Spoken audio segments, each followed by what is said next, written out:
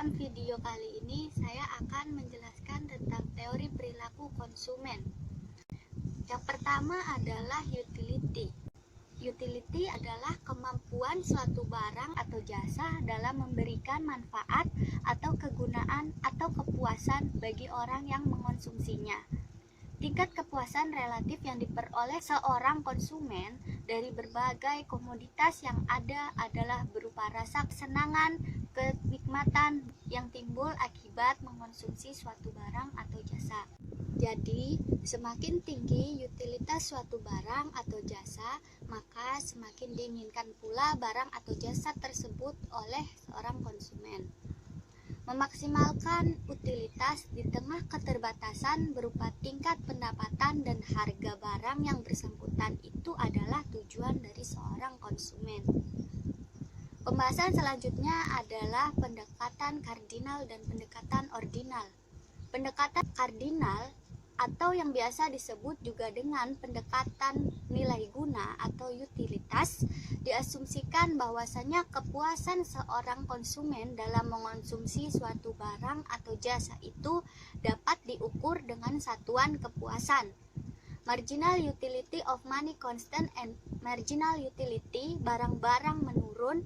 Hal ini sesuai dengan hukum Gaussian, yaitu semakin banyak konsumsi satuan barang yang dikonsumsi oleh konsumen, maka semakin kecil tambahan atau margin kepuasan yang diperoleh konsumen atau bahkan mencapai titik nol atau negatif.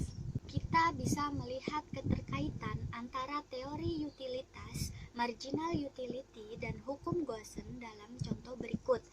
Contoh pertama adalah kondisi pada kurva total utility. Misalnya adalah ketika seseorang mengonsumsi 3 gelas air, maka ia akan mendapatkan utilitas total sebesar 45. Lalu pada saat ia mengonsumsi 7 gelas air, maka total utilitasnya akan naik menjadi 55. Contoh kedua adalah kondisi pada kurva marginal utility. Yang dihitung pada kurva marginal utility adalah tambahan kepuasan atau marginal utility dari setiap tambahan konsumsi. Misalnya adalah pada saat orang minum 1 gelas air, maka ia akan mendapatkan tambahan marginal utility sebesar 20. Kemudian marginal utility itu pun akan turun menjadi 15 pada saat ia mengonsumsi 2 gelas air. Syarat pemaksimuman utilitas. Tiap rupiah yang dikeluarkan untuk membeli unit tambahan dari berbagai jenis barang akan memberikan utilitas marginal yang sama besar. Jika dimasukkan ke dalam persamaan, maka persamaan tersebut akan menunjukkan marginal utilitas produk A jika dibagi dengan harga barang A, maka harus sama dengan margin utilitas produk B dibagi dengan harga produk B. Pendekatan ordinal mengartikan bahwasanya manfaat yang diperoleh seorang konsumen itu tidak dapat dinyatakan secara kuantitatif atau diukur, melainkan hanya dapat diperbandingkan. Pendekatan ordinal ini bersifat konsistensi intensivity of choice. Artinya, bila barang A lebih baik daripada barang B dan barang B lebih baik daripada barang C, maka kesimpulannya adalah barang A itu lebih baik daripada barang C. Pembahasan selanjutnya adalah kurva indifference. Kurva indifference atau kurva kepuasan sama adalah kurva yang menghubungkan berbagai titik-titik kombinasi antara dua barang yang dapat memberikan tingkat kepuasan yang sama dan maksimal bagi seorang konsumen. Bentuk kurva indifference adalah berlereng atau menurun untuk slope negatif. Hal ini menunjukkan bila ia ingin mengonsumsi barang X lebih banyak, maka ia harus berani mengorbankan konsumsi barang Y. Selanjutnya adalah garis anggaran. Garis anggaran adalah garis yang menunjukkan jumlah barang yang dapat dibeli dengan anggaran atau harga tertentu pada biaya tertentu. Pembahasan selanjutnya adalah kurva garis anggaran.